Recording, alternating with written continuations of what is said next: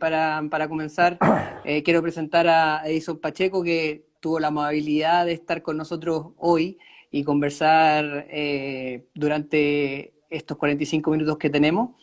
Él es kinesiólogo, es osteópata, especialista en traumatología y ortopedia del DENAQUE, es diplomado en educación superior, es diplomado en investigación clínica y docente de pre y posgrado en diferentes universidades y algo muy importante que es miembro del RIG, es parte de su directiva. Por lo tanto, estamos muy contentos de tenerlos con nosotros y vamos a conversar un tema interesante para para la clínica kinesiológica, que es el dolor visceral funcional. Por lo tanto, quiero que partamos por que nos expliques qué es el dolor visceral funcional para que de esa forma empecemos a conversar de algo quizá un poquito más en profundidad. Mira, gracias Gustavo por la invitación. Para mí siempre es un agrado primero hablar contigo, siempre lo paso bien.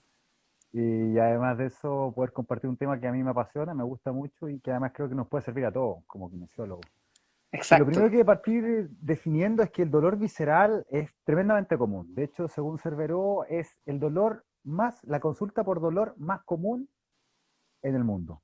Más que dolor lumbar, dolor cervical, el dolor visceral termina siendo aproximadamente 25 millones de visitas a las salas de urgencia en Estados Unidos.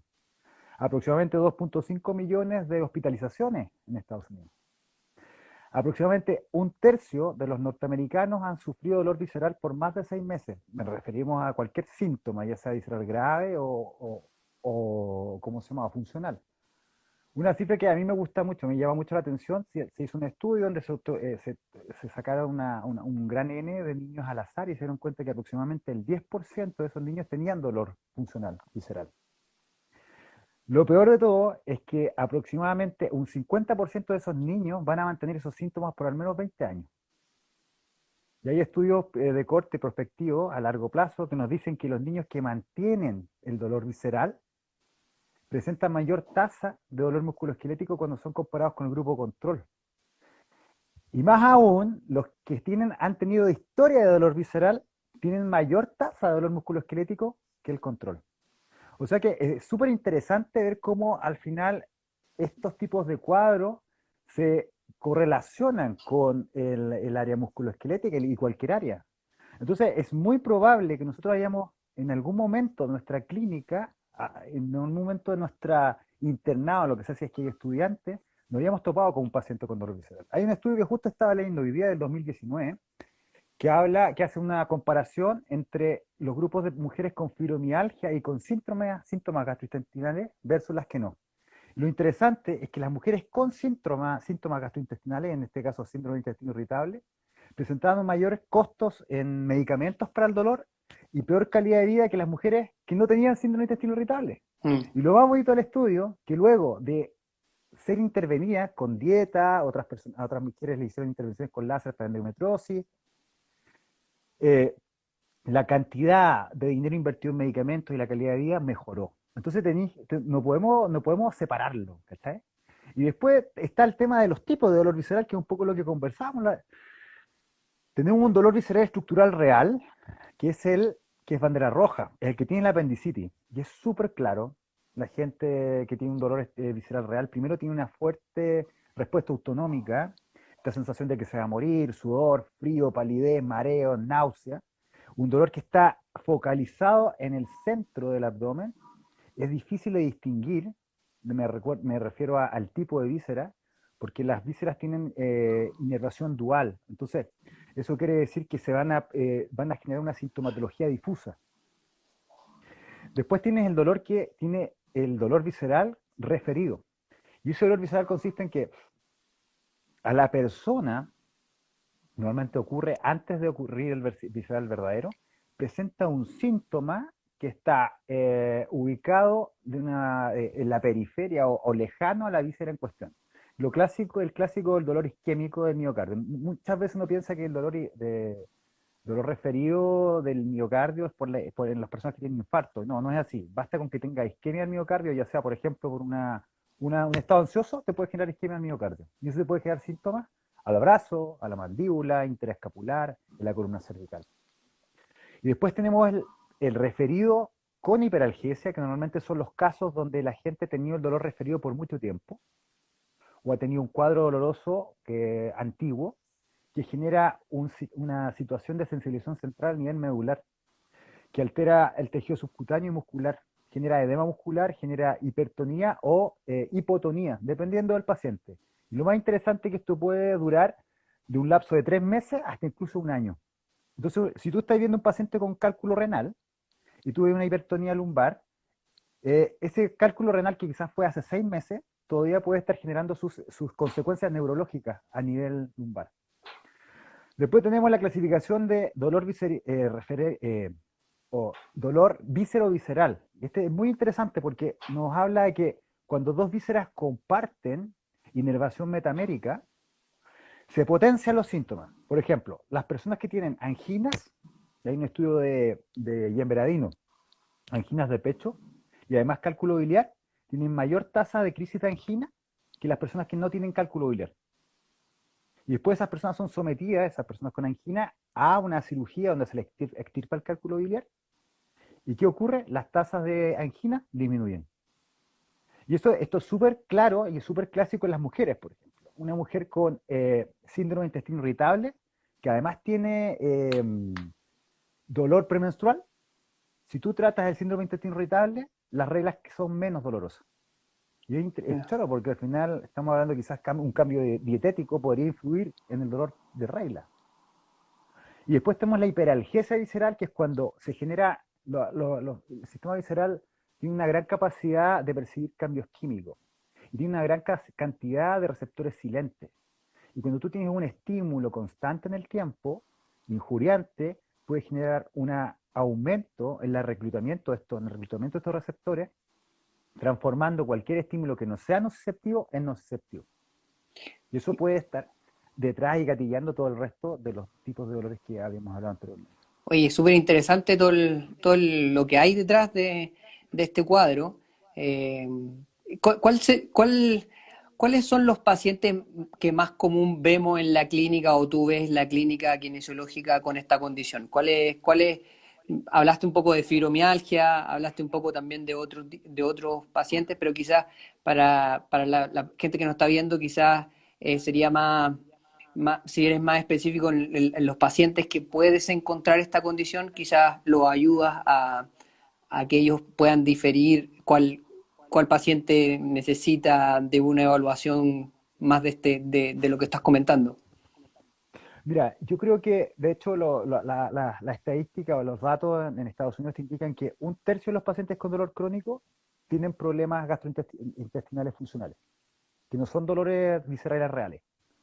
Entonces, ya si tenía un paciente que tiene un cuadro de dolor crónico, dolor lumbar crónico, fibromialgia, síndrome de fatiga crónico, ATM, pacientes con dolor temporomandibular, es muy probable que uno de tres tenga un problema gastrointestinal funcional que esté contribuyendo a su sufrimiento. Y que eso es lo que tenemos que entender, que no es que las cosas vayan por separado, esto contribuye al sufrimiento y al gasto económico de estos pacientes. Si estamos frente a un paciente que no tiene un cuadro de dolor crónico, basta con hacer algunas preguntas. A mí me gusta hacer algunas preguntas, sobre todo asociadas a si hay alguna intolerancia alimenticia, si hay algún alimento que no le gusta comer porque le cae mal, por ejemplo, si tiene digestiones pesadas, si ha sentido, y esto es importante porque también es una pregunta para descartar banderas rojas, si ha tenido algún cambio gastrointestinal importante Mm, en los mm. últimos meses. Eso es súper importante y todos los dolores lumbares también. Y después, si uno quiere ahondar un poco más, yo siempre recomiendo la palpación abdominal. Yo sé que uno dice, no, pero es que esto lo hacen los médicos, pero yo digo, al final, tiene un sistema visceral que tiene, no sé, primero tiene todos los 20 tipos de neuronas que hay en el cerebro, están contenidos en el sistema visceral. El sistema nervioso del sistema visceral, el sistema entérico, es del puerto de la cabeza de un gato, o sea, el cerebro de un gato. Entonces, ¿por qué yo no voy a incluirlo dentro de mi evaluación? ¿Por qué yo no puedo palpar puntos anatómicos? ¿Por qué no puedo conocer un poco más de esa semiología que yo creo que a ti igual te la pasaron? Yo me acuerdo que antiguamente nos pasaban semiología médica Sí, po, y sí. el médico y te enseñaba el signo de McMurray y había que presionar y ver qué pasaba. Esas cosas nosotros deberíamos hacerlo. Yo en la clínica me llevo mucha sorpresa al presionar, por ejemplo, el punto cístico, que es donde está el esfínter, y se reproducen los dolores. O las líneas por donde se distribuyen los uréteres, y a veces se reproduce el dolor lumbar. Entonces ahí hay algo que deberíamos Claro. considerar. El, ¿Y cuál sería el manejo kinesiológico de esta condición? Edison, ¿qué haces tú? ¿Qué propones? ¿Qué recomendaciones nos das? Mira, eso es re interesante, yo creo que es variable dependiendo de tu formación. Yo me formé en osteopatía, entonces yo trabajo las manipulaciones y algunas movilizaciones que yo considero que pueden generar el efecto que yo busco. Si no trabajas tratamiento manual, no hay que volverse loco. Tú puedes trabajar, por ejemplo, las respiraciones abdominales. Son muy buenos ejercicios. El trabajo con hipopresivos también viene muy bien porque tenemos que entender que la sintomatología visceral funcional tiene mucho que ver con los cambios de presión. Básicamente la mayor cantidad de receptores son receptores de presión y receptores químicos que responden muy bien a la isquemia. Entonces hay gente que no hace ejercicio, por ejemplo, o no se mueve, o ha tenido mucho estrés, y eso genera espasmos que generan cambios químicos que activan los nociceptores. Entonces, mover al paciente es súper importante. Si queremos hacer una movilización más focalizada, la respiración y los hipopresivos pueden ser muy buenas técnicas. Yo trabajo muchos pacientes así, y si noto que necesita algo más específico, puede ser que meta las manos. ¿Mm? Perfecto. O sea, los ejercicios de respiración podrían ayudarnos con esta Sí, condición. Los completamente. ejercicios hipopresivos también podrían ayudarnos.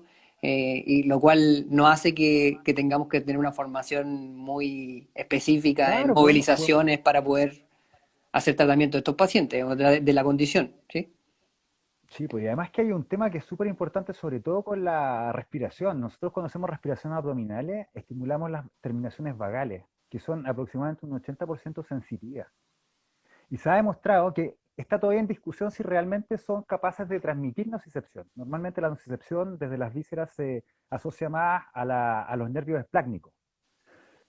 Pero lo que sí se sabe, y eso está demostrado, que hay un buen porcentaje de fibras vagales que hacen sinapsis a nivel de C1, C2. O sea, eso quiere decir que se ha demostrado que tienen capacidad para inhibir o disminuir la nocicepción a nivel medular. Y eso es súper importante porque un paciente que viene con mucho dolor lumbar, yo puedo trabajar con él primero respiraciones profundas abdominales, haciendo énfasis en los tiempos expiratorios, y puedo generar analgesia. Y eso Interesante. está demostrado. Está demostrado, o sea, cosa de aplicarlo, ¿no? De una Sí, indicación porque muy uno en sencilla. general piensa de otra forma, no piensa en el cuadro de dolor visceral funcional, sino que está pensando más bien en cómo se produce la analgesia a través de mecanismos neurofisiológicos, a través de los ejercicios de respiración, puede ser también. Entonces, no está pensando en ese cuadro detrás, Mm. pero es interesante lo que planteas, porque puede ser, de cierta forma, que estamos incidiendo también en ese cuadro y de esa forma quizás también tratar al paciente más en su globalidad.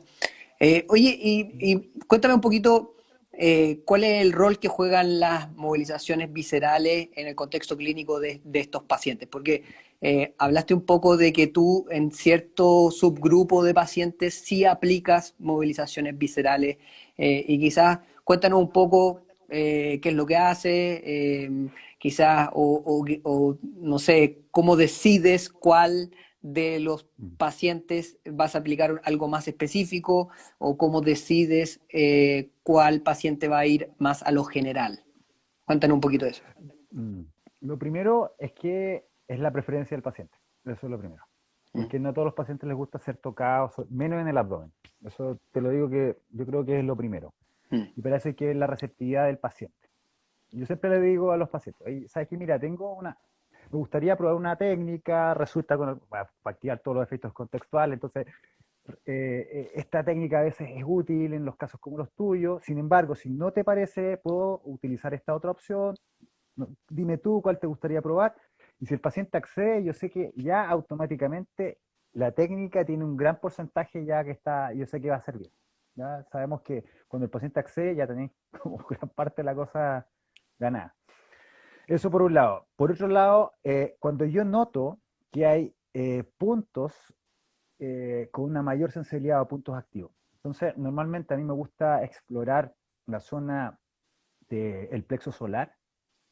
Es una zona que hay mucha gente que tiene mucha sensibilidad, sobre todo cuando te sentan dolores cervicales o dolores dorsales. Me gusta explorar todo el recorrido del reborde diafragmático y si después de unos ciclos respiratorios siento que el paciente no baja esa sensibilidad, lo movilizo. Y es una movilización súper suave, ¿eh? No es un tema de machacar al paciente. Lo que queremos es un input sensitivo que ayude a normalizar esa información, básicamente. Y que el paciente, además de eso, genere una conexión con la zona. El tema de tener las manos en el abdomen, además del efecto mecánico que generan las técnicas, tiene un efecto proprioceptivo que es súper interesante. Porque no tenemos que olvidar que las vísceras y el sistema visceral tienen un rol muy importante en la interocepción. La interocepción es un fenómeno que es maravilloso porque básicamente, yo siempre lo explico con una historia. Si tú estás caminando en el desierto, disculpa el término, pero cagado calor, y te tiran agua fría, es agradable, ¿cierto? Pero Sí. si yo estoy caminando en el hielo, en la nieve, y me tiran agua fría, es desagradable. Mm. Que sea agradable o desagradable es un fenómeno interoceptivo, ¿cachai? Y ya se ha demostrado que la mayoría de los pacientes con dolor crónico tienen alteraciones interoceptivas. Claro. Entonces, a veces ese tratamiento visceral genera un estímulo interoceptivo, sobre todo cuando tú ves que el paciente se pierde en la técnica. Hay posiciones que tú puedes elegir, la de cúbito lateral me gusta especialmente para hacer tratamiento visceral, porque evoca un poco esta posición fetal, de protección, de tranquilidad, de no tensión neural, y en esa movilización hay pacientes que les viene muy bien, les baja las revoluciones, se sienten bien, excelente. Ya, pero Interesante, creo que... interesante lo que Ujú. comentas, Edison. Es interesante lo que estás comentando y cómo también hace una relación con respecto a la tensión neural. ¿Puedes explicarnos un poco eso también, cómo trabajas? Porque quizás hay gente que no entiende la relación o quizás hay gente que le gustaría más saber sobre eso. Quizás podríais explicar rápidamente que quizás trabajas al principio con menos tensión neural y después con más tensión neural con las movilizaciones eh, Claro. viscerales, no sé. Ujú. Mira, esto parte por el principio de exposición progresiva a la carga. La tensión neural es entender como, como si fuese un ejercicio de exposición progresiva a la carga. Entonces, cuando tú te das cuenta que, por ejemplo, el plexo lumbar atraviesa la cavidad abdominal y que el plexo lumbosacro tiene una relación anatómica directa con el colon, por ejemplo, uno entiende que para poder trabajar o poder tratar ese sistema es importante que ese tejido neural esté menos tenso, tenga menos tensión mecánica, porque sabemos que una de las capacidades del tejido nervioso es responder a la carga. Entonces, tú bajas la tensión del sistema nervioso para poder trabajar el sistema visceral y progresivamente le vas aumentando esa tensión al sistema. Hasta que llega un punto que la tensión es tolerada. Y cuando es tolerada, estamos hablando que ocurrió un cambio neurofisiológico que se asocia a la desensibilización, o se podría considerar como un proceso de desensibilización, que tú puedes fijar después con un ejercicio, con lo que tú quieras. Pero básicamente eso es disminuir la tensión de los nervios que pasan cerca. Por ejemplo, a nivel renal, el plexo lumbar prácticamente rodea al riñón y a la cápsula que recubre el riñón. Entonces, yo creo hacer un tratamiento enfocado en en la zona renal, ya, y entonces dicen, no, es que el riñón no se... Mira, de las pocas veces que yo puedo identificar con la palpación son los riñones y el hígado, y la inspiración. Y eso está demostrado, ¿eh? Hay test que son test ortopédicos con sensibilidad y especificidad en algunos pacientes, sí se puede determinar, sobre todo los que tienen tosis renal. Interesante, súper ¿Mm? interesante lo que dice Edison. O sea, más bien posiciona al paciente en una primera instancia con baja tensión neural para entregarle el input y después vas posicionando al paciente con más tensión neural para entregarle otro input un poco más difícil, un poco más complejo en cuanto a carga, ¿cierto? Sí, sí, es como un columpio, tú vas de a poquito hasta que agarras vuelo solo. Y hay que ser súper respetuoso, tranquilo, el ambiente es súper importante, porque todo influye en el sistema nervioso. Oye, te quiero hacer otra pregunta más en detalle, porque hablaste un poco de las movilizaciones viscerales que prácticamente dijiste que una de las que más ocupada era del diafragma, ¿cierto? Y con respecto a ese tema, me gustaría hacerte una pregunta de cuál crees que es el mecanismo por el cual las movilizaciones viscerales actúan. ¿Tú crees que es más bien un efecto mecánico específico o crees más bien que es un efecto neurofisiológico el que conseguimos con las movilizaciones viscerales? Esto es un tema bien interesante porque sí hay un efecto neurofisiológico que es claro, sobre todo porque tú lo que haces es eh, cambiar el medio que estimula la terminación nerviosa. Por un lado, porque al hacer estos cambios de presión, generas cambios mecánicos sobre estas terminaciones. Y por otro lado, se genera un efecto a nivel de la dopamina, ya que la dopamina, para poder transformarse en dopamina, requiere una carga mecánica, ¿ya? Eh, si no hay carga mecánica, si no hay un cambio de presión, no está esa conversión a la dopamina. Entonces, la dopamina tiene un efecto súper importante a nivel del sistema gastrointestinal. Ojo que el 80% de la dopamina se genera en el sistema gastrointestinal. Sin embargo, no atraviesa la barrera hematoencefálica y eso también hay que tenerlo en cuenta. ¿Ya? La relación entre intestino y cerebro no es por la dopamina, sino que más bien por el nervio vago.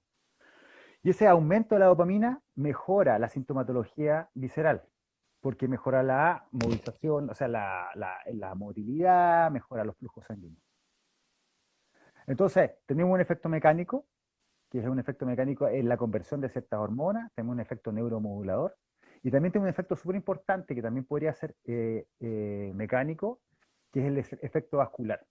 Hay muchas terminaciones nerviosas en los vasos que inervan a las vísceras. Entonces los cambios en la vasculatura pueden generar nocicepción. Cuando una mujer está, por ejemplo, en un periodo premenstrual, tiene congestión vascular en la pelvis. Y tú lo que haces con las maniobras es ayudar que esa sangre se distribuya en las piernas. Lo mismo que puedes hacer también, por ejemplo, saliendo a correr o haciendo ejercicios de glúteo específico, como para llevar ese flujo sanguíneo y que se distribuya de una mejor manera. Claro, es que yo te preguntaba porque hay mucha discusión en el ambiente kinesiológico y en el ambiente osteopático, creo que también. Ujú. No soy osteópata, pero sí entiendo que también se discute harto esto de que si las técnicas de terapia manual y en este caso las viscerales tienen un efecto mecánico. Se discute harto si es que realmente podemos llegar a hacer o tener un efecto mecánico en las técnicas de terapia manual y sabemos que los efectos neurofisiológicos son tremendos a nivel de todo el sistema nervioso. Entonces, hay mucha discusión y por eso te preguntaba y claramente tu respuesta es mixta, lo Sí, cual yo siempre también hago la misma respuesta, yo creo que también es una respuesta mixta. sí, sí. Y No creo bueno, que es sea que al final, solamente una cosa. claro, claro, por supuesto. Y aparte que es que son tantos los procesos que se producen en el organismo a la vez que es difícil que sea uno. ¿Te das cuenta? Ahora, si tú me dices que yo soy capaz de tomar el estómago y cambiarlo de lado, y hacerle un enroque con el hígado, eso es imposible. ¿Te das cuenta? Pero por el efecto turgor uno es capaz de mover la masa. ¿Te das cuenta? Es capaz de mover la masa. Y ese Claro, movimiento de la masa a veces hace bastante bien. pero igual, eh, siguiendo con la misma pregunta, ¿tú crees que podemos ser específicos en cuanto a la víscera en sí, que quieres en específico mover? Mira, yo me gustaría decir, respetando, porque sé que hay colegas que son, quizás saben mucho más que yo en el tema. Yo personalmente siento que no soy específico. Yo sé que puedo detectar ciertos cuadrantes donde es más probable que encuentre tal y cual víscera. Es más probable. Pero si tú te vas a los estudios anatómicos, hay un libro de un autor inglés, no, lo tengo ahí, el que lo quiera yo se lo puedo prestar. Y en una imagen muestra 4 variantes de las posiciones anatómicas de las vísceras. Oye, hay gente que tiene el intestino grueso casi en el plexo. Entonces tampoco, yo no sé si realmente vale la pena pensar, punto de vista personal, individual, pensar que yo estoy tocando una víscera. Quizás vale la pena tratar de modular sitios que están sensibles. Sí, yo pienso muy parecido a ti, pienso que no es malo no ser específico. Yo creo que no es Sí, algo por que, supuesto. no creo que sea malo no ser específico. Creo que eso es como algo que tenemos como en la cabeza y tenemos como un paradigma que tenemos que ser específico, que tenemos un paradigma que tenemos que ser, lograrse evaluar muy específicamente y no sé si es tan importante. Y también creo que tenemos un paradigma también de que tenemos que ser muy específicos en el tratamiento y creo que tampoco es tan importante ser tan específico. Por lo que es solamente una pregunta para saber qué piensas. Sí, yo estoy súper de acuerdo contigo. Yo estoy súper de acuerdo contigo. Además que yo creo que son tantos los procesos que se desencadenan a la vez, que es muy difícil determinar que uno es el proceso. Es un poco la otra vez lo hablaba con un colega y me gustó mucho o sea, al tema que llegamos, porque al final los mecanismos, siempre nos centramos en explicar el mecanismo, el por qué está ocurriendo lo que estoy haciendo. ¿Y de qué depende explicar el mecanismo? Depende de las herramientas que tenía en el momento en el cual estás evaluando, depende de la tendencia kinésica, porque tú sabes que nosotros nos movemos mucho por tendencia. Entonces, ¿realmente sabemos lo que está ocurriendo? No. Tenemos una probabilidad de que nuestra explicación tenga una concordancia con lo realmente está ocurriendo, pero es solamente una probabilidad. Entonces, a veces apegarse tanto al mecanismo y a la explicación de por qué estoy haciendo o a la especificidad, yo no sé si realmente es saludable, mentalmente saludable, porque va a llegar 5 años más y lo más probable es que eso cambie radicalmente. ¿Y qué hay que hacer? O sea, es como que Claro. se te cae todo, ¿cachai? Yo creo que a todos es lo que nos pasó con la ruptura y los cambios de los modelos, pues, los paradigmas, ¿cachai? Que nos formamos en un modelo muy antiguo, muy estructural y va cambiando y te vas a empezar a dar cuenta, pero ¿qué hago? ¿Lo suelto o sigo aferrado ahí porque yo lo creo? Yo creo Sí, es que que eso puede de perfil, repente no hay que ser tan blanco y negro para mí, de por repente no hay que ser supuesto. tan como dualista. Yo creo que igual hay cosas que están en entre medio y hay pacientes que están entre medio. Entonces cuando los pacientes, y la gran mayoría están entre medio, ¿no? Ahí es cuando nos complicamos, porque si seguimos con el blanco y negro, al final no podemos tratar a casi Sí, ningún paciente, pero bueno, es lo que pienso. sí. Oye, tengo otra pregunta. ¿Qué otros pacientes con dolor persistente crees que podrían beneficiarse con las movilizaciones viscerales según tu visión, según tu opinión, según lo que tú has visto y según tu práctica clínica? Mira, yo creo que lo que he visto, estos son solamente casos anecdóticos que me ha tocado ver, por suerte, por así decirlo. Creo que los pacientes con, no sé si este no es nuevo porque ya te lo había mencionado, pero creo que este grupo de pacientes se podría beneficiar son los pacientes con fibromialgia. Mm. Pero no me refiero a un tratamiento más interoceptivo, a eso me refiero. No a una terapia manual clásica de mover para allá. El tratamiento interoceptivo es un tratamiento diferente en cuanto a la presión con la cual nosotros hacemos tratamiento. Y esto es súper importante. Porque quizás no podemos ser tan específicos en la estructura, pero sí podemos ser quizás un poco más específicos en el mecanismo neurofisiológico. Mm. Si nosotros hacemos un toque ligero, estimulamos una subclasificación de la fibra C. Y esa fibra C construyen el mapa interoceptivo a nivel de la ínsula. Entonces, si nosotros tenemos un toque ligero, con un ambiente tranquilo, es muy poco probable desencadenar una respuesta dolorosa en un paciente con fibromialgia. ¿Cuál es el problema? Yo trabajo en la consulta, yo trabajo en las mañanas en el hospital, bueno, trabajaba ahora antes de la pandemia, antes que ahora era una sala respiratoria, pero entonces ahí no tengo tiempo para trabajar con pacientes así, pero en la consulta en la tarde, privada, ahí sí tengo una hora para trabajar con pacientes así. Entonces, ¿qué es lo que busco con este tratamiento más interoceptivo? Busco generar esta respuesta de modulación descendente, por un lado, y por otro lado, la liberación de la mayor cantidad de oxitocina que yo pueda. Y eso se hace con el toque ligero.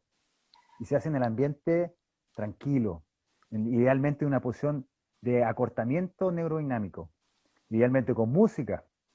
La oxitocina es lo que le genera al paciente esta sensación como de estar súper relajado y que estoy súper bien, voy a llegar a dormir. Y eso para un paciente con fibromialgia es impagable, un paciente con que Mm. le duele todo el día, poder llegar a dormir es una cuestión que es súper importante. Es importante saber también que no significa que con esto nosotros solucionemos la fibromialgia, no, para nada. Pero quizás podemos hacer un buen tratamiento coayudante. Si el paciente te vaya a ver 2 veces a la semana, se va a ir mejor, va a mejorar su calidad de vida, quizás se va a sentir hasta más escuchada porque parte de esta situación que estamos generando para estimular esta respuesta hormonal, depende, por ejemplo, de escuchar mucho al paciente. Entonces yo creo que los pacientes con fibromialgia, bajo esa modalidad, una modalidad que no sea muy fuerte, una modalidad muy conversada con el otro, me gusta el paper de Jacobs, y habla de interactor o operador. Mm, Si tú estás interactuando con un paciente con mm, fibromialgia, yo creo que la terapia manual bajo esos términos puede ser súper beneficiosa. mm. Y en especial la terapia visceral. Sí, eso que comenta es súper importante. Yo creo que ahí está la clave. Cómo nos comunicamos con los pacientes, cómo les decimos lo que estamos haciendo y cómo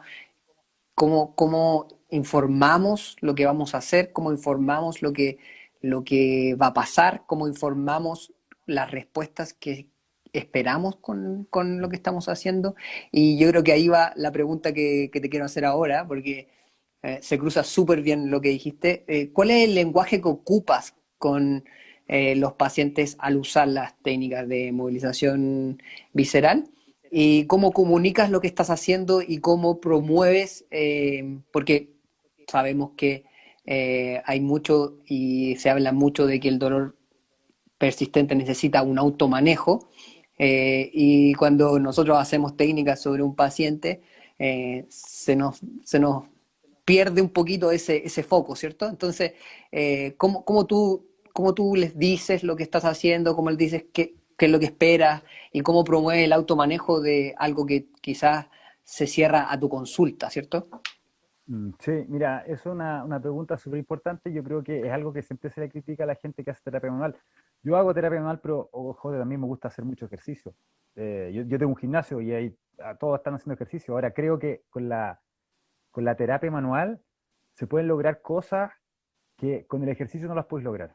En pacientes que quizás lo necesitan. Ojo, que ese es otro tema, si lo necesita o no, porque es una cuestión personal que va mucho quizás en tu ojo clínico y el feeling que tenés con el paciente. Yo normalmente lo que les digo es que lo que voy a hacer los va a ayudar a que su cuerpo aprenda a sentirse de otra forma. Mm. Y después yo le voy a dejar un ejercicio para que su cuerpo no se olvide de cómo se siente de esa manera o que no olvide esta sensación. Entonces me gusta mucho hablar de sensaciones. No me gusta hablar mucho de que esto te duele porque esto está rotado, porque está... No, no me gusta. De hecho, a ver, está bien, yo entiendo a los colegas que lo hacen y está bien, pero a mí yo creo que un paciente con dolor crónico necesita un vocabulario distinto, sobre todo el con dolor crónico, los otros también, pero sobre todo el con dolor crónico, un vocabulario distinto en donde yo siento que el vocabulario, la lodinia para mí está en todas partes, ¿ya? ¿Cachai? Está desde que tocáis hasta cómo le habláis. Aquí al escuchar también tiene lodinia. ¿Te das cuenta? Entonces tú con Sí. un paciente con alodinia, ¿irías le harías un Siriax? No, po, no puedo, ¿cómo le voy a hacer un Siriax? Lo mato. Ahora, a un paciente con alodinia auditiva, tú le dirías, ¿sabes que todo esto está mal? Esto... Tampoco, porque también lo liquido. Entonces, ahí me gusta mucho explicarle el tema de que yo le estoy enseñando a su cuerpo, le estoy hablando a su cuerpo estoy hablando con mis manos, estoy haciendo esto con mis manos para hablarle el mismo idioma que su cuerpo. Estoy enseñándole a su cuerpo otras sensaciones y después les enseño cómo mantener las sensaciones en la casa. Y para mí, una de las mejores herramientas es la respiración. Yo trabajo con distintos tipos de respiración, dependiendo del tipo de paciente. Entonces, normalmente la respiración profunda, abdominal, donde la conciencia está en la expiración y se hace al menos en 6 tiempos, y la inspiración se hace de manera involuntaria, normalmente es una expiración altamente analgésica y que genera un efecto importante a nivel del sistema visceral. Y baja las revoluciones. Al final es muy buena herramienta. Y la voy graduando y la voy exponiendo, igual con cualquier ejercicio. Al principio el paciente le enseño a hacerlo acostado antes de dormir, que es el momento más fácil, y acostado antes de levantarse la cama. Después le pido que lo haga durante el día cuando esté sentado. Después le pido que lo haga cuando camine. Entonces, ahora que estés caminando, acuérdate lo que hicimos, empieza a caminar. ¿Y qué estoy haciendo con eso? Estoy generando analgesia por el mecanismo y además de eso estoy generando un foco externo. Estoy bajándole lo que está pasando aquí, imagínate el rumeo mental que tienen esos pacientes, que todo le está funcionando mal y es difícil en su vida. Lo llevas a otra parte. Mm. Entonces, empiezan a abrir poco a poco una ventana de calma. O sea, yo creo que la respiración y el sistema visceral van completos. Bueno, y la recuperación pasa mucho por la respiración. Es Y esto sí, sí, interesante lo dime, que dime. dice. No les explicas no les das una explicación mecánica, no les das una explicación donde tú estás arreglando algo, por decirlo de alguna forma. No le estás una No, explicación que es lo que dijiste anteriormente, no estás dando una explicación como un arreglador, como un mecánico, le estás dando un arreglador, le estás dando una explicación más bien como un facilitador, como un pro- como alguien que promueve algo. ¿Sí? claro, Y es la persona realmente la que hace el cambio, por no supuesto. uno. Bueno, hay una entrevista a un psicólogo de los años 60, la vi la otra vez en YouTube, y ahí es re famoso, y a mí me chocó cuando la vi, porque él decía, oye, la consejería no sirve. Cuando tú, al decirle a un paciente que haga algo, ese paciente te hace caso. No, tú tienes que generar la situación para que el paciente saque sus conclusiones. Y ese es el arte y eso es lo difícil. Oye, es súper fácil pararse al frente del paciente y recitarle todo lo que tiene que hacer. Eso lo hace cualquiera. Ahora, tener la habilidad comunicacional, la habilidad de generar situaciones donde el paciente se dé cuenta y haga su autoaprendizaje, yo creo que esos son los capos. Créeme que decir todas las cosas que tiene que hacer y no hacer, lo hace cualquiera, es mejor que lo lea en internet. De hecho, es más creíble que lo lea en internet. Le va a creer más que un kinesiólogo. Pero generar las situaciones donde él sí mismo se da cuenta y dice, oye, pero esto me dijo el kine, oye, y esto que me dijo quizás, porque yo, esos momentos, los ajá, los momentos ajá, ajá, esos son los momentos que uno tiene que tratar de generar. ¿Cómo generarlo? Ese es el arte, eso es lo difícil. Interesante, interesante lo que comenta. Y otra cosa que a mí me hace mucho sentido es que estos momentos ajá son los momentos que después los pacientes se los comentan a los familiares, son los pacientes, o lo que dicen después en la siguiente sesión, que es con lo que quedan. Esas son las cosas que hacen los cambios en los pacientes, las cosas que es con lo que quedan de la sesión, con lo que les hace sentido. Y si es que nos comunicamos de esa forma o buscando eso, yo creo que quizás nuestras habilidades cambian y nos hace pensar de otra forma. Hay unas Por preguntas aquí supuesto. en el chat, para no dejarlos con, con la bala pasada. Algunos te preguntan si usas mindfulness Sí, o técnicas similares con tus pacientes. sí, yo creo mucho en mindfulness. De hecho, no es que yo crea. Hay muchas revisiones sistemáticas que hablan de la efectividad, o sea, es así. Dentro del abordaje, sobre todo los pacientes complejos, tiene que haber un proceso de autoconocimiento del paciente. De hecho, el paciente tiene que entender que su dolor es parte de un proceso de autoconocimiento. Porque si el dolor no está en la periferia, no puedes tratarlo de una manera convencional. Tienes que buscar herramientas que hagan que el paciente mire hacia adentro. Eh, si es necesario, que se apoye con un psicólogo, que vea qué ocurrió en su infancia, porque hay una historia que está dando vueltas que todavía no tiene sentido. Entonces yo creo que entre más herramientas encontremos para que el paciente tenga su proceso de autoconocimiento, el mindfulness podría ser una muy buena opción. Esa entre muchas, entre muchas. Eh, por ejemplo, a mí me gusta mucho como indicación las habilidades manuales, que es una forma quizás de mindfulness, que empiecen a probar con pintar, que empiecen a probar con dibujar, les generan momentos de quietud. ¿Ven? Cuando ocupo mindfulness, hay varias aplicaciones de teléfono donde tú los puedes descargar gratis y son procesos de 3 semanas donde les van generando ejercicios, donde el paciente tiene que hacer este autoconocimiento y que viene súper bien. En serio, creo que es una parte fundamental. Súper, súper buena la respuesta, Eddie. Oye, una consulta mía ahora. Sí, sí, ¿Este sí. tipo de paciente en general necesita un equipo interdisciplinario para tratar la condición o crees que nosotros como kinesiólogos podemos tener todas las herramientas? Mira, eso creo que lo conversamos, ¿te acordás? En la presentación que hiciste para U. Yo creo que esta mirada y abordaje biopsicosocial, en algunos casos, creo que está mal entendido. En el sentido que uno cree que por psicosocial significa solamente escuchar más al paciente y desarrollar habilidades blandas. No, psicosocial significa yo tengo que aprender a trabajar con otros profesionales. Mm. Es que si no, no puedo ser biopsicosocial. Porque si yo me doy cuenta de la anamnesis que hay un problema biológico importante, una bandera roja, tengo que ser capaz de tratar y trabajar con el médico. Decirle, compadre, hay que descubrir tal cosa. Si tengo un paciente que estoy dentro de la anamnesis y se cae en llanto, yo sé que eso quizás no lo voy a poder manejar yo porque es peligroso manejarlo. Si no tenemos las herramientas es tremendamente peligroso. Y ahí en la ayuda al psicólogo tiene que ir. Si yo quiero que baje de peso, el nutricionista tiene que estar metido. Entonces, entre más personas es mejor. Ahora, ¿qué es lo difícil? Yo lo veo en el sistema público, es que no todos nos reunamos en una mesa y conversemos del paciente. Eso para mí ha sido imposible, yo no lo he podido lograr. Pero hablar con el profesional es un poco más fácil. Ideal sería que todos nos sentáramos en una mesa a conversar y discutir los casos porque así yo creo que se avanza mucho más. Es Y el único difícil, beneficiado al paciente. es difícil ese tema porque en general los profesionales no están en el mismo lugar. Entonces, ahí es donde se traba la conversación o se traba la comunicación. Pero si tienen la suerte de trabajar en el mismo lugar con varios profesionales, la cosa empieza a cambiar. Maravilloso, Sí, empieza a cambiar, maravilloso. empieza a ser diferente, empieza a ser de otra índole. Y sobre todo porque aprendís, ¿cachai? Yo tuve la oportunidad, yo trabajo hace aproximadamente 10 años, voy a trauma hospitalizado y veo personas en el gimnasio de medicina física. Y es un hospital de alta complejidad, entonces llegan casos de Punta Arenas hacia Valdivia.